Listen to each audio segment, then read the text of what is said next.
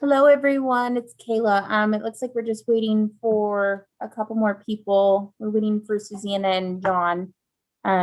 So bear with us and we'll get things started soon. I wanted to ask if you're no longer using Teams, I would like to uninstall it on my computer. So if we're definitely doing Zoom from now on out, is that true? You're not going to be doing any more Teams meetings? That I'm not sure about. That's a Susanna question. Oh, okay. Hi, I'm on. Oh, wait. Yeah, here I Yeah, am. Hi. Hi, how are you? I think Pauline's gonna fight you on that, Kathy. Really, I know she likes Teams. It just drives me nuts. Windows wants to take over my computer every time I turn it on, and I have to get out of it. And it's like I would love to just delete the program, but okay, I'll be quiet. What were you going to ask me? Or what was? The question is, if we're going to use Zoom, which I prefer, and not Teams, from now on, I want to uninstall Teams from my computer because it tries to dominate my computer every time I turn it on, and it drives me nuts. Yeah. Yeah, I don't know. That's a Pauline question. Not a Susanna question. I would say Scott is right. What was that? I would say Scott is right. I love Teams. I don't like Zoom. All right, I'll keep it on my computer, but Thank you. I absolutely hate it. So just saying. I'll be right back.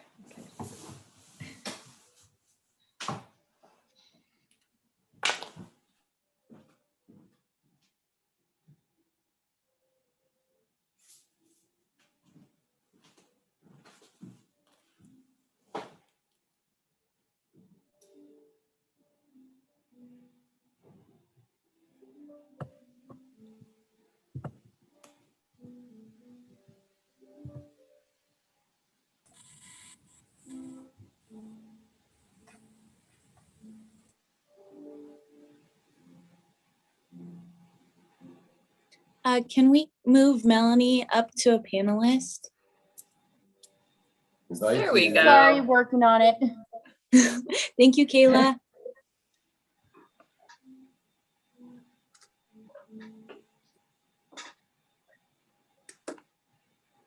Hi, Megan. Hi. My garage got fixed. It did? Yeah. I thought of you today because I bought a random cookie at Lone Pine, and it's a double chocolate cookie with orange zest in it. Mmm. Doesn't it sound so good? I was like, if Megan was down here, she would eat this cookie with me.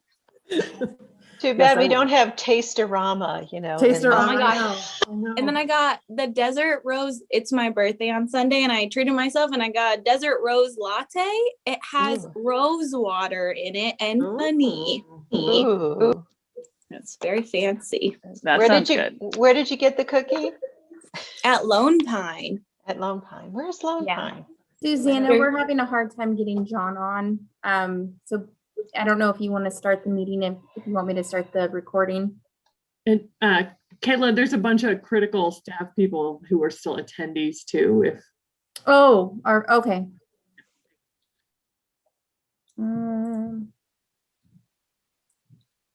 Kathy, there's a Lone Pine on Harriman, kind of in downtown, and there's also one over off of,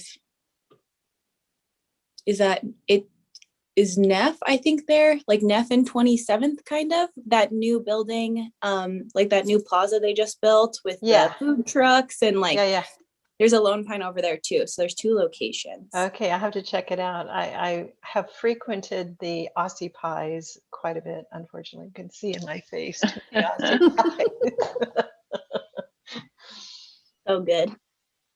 Let me text John. Maybe he doesn't have the link or something. The one that Kayla sent me, it just put me as an attendee for some reason. So he's not, as far as I can tell, he's not in the lobby waiting. So he's not an attendee.